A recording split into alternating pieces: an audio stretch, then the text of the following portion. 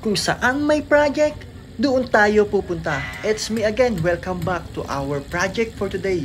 This is Coach Lee Abaco. So this time mga ka-signage buddies, nandito po tayo ngayon sa area kung saan nag-install po tayo ngayon ng panibagong project. Dito lamang po yan sa mismong bayan ng San Jose del Monte, Bulacan.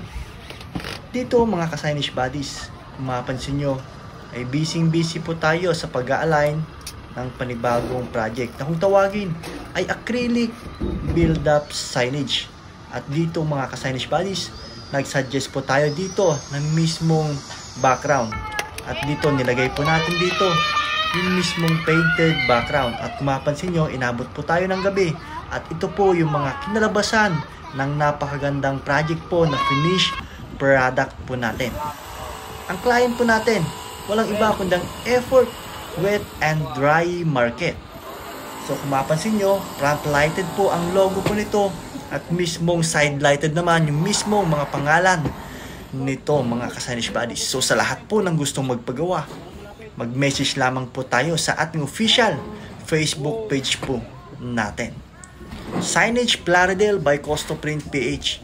Costoprint PH Advertising Business. Signage Pangasinan by Costoprint PH. At syempre, ka-signage buddy, mga ka-signage buddy. Don't forget to like, message at syempre, follow na rin yun po ay mismong official Facebook pages po natin.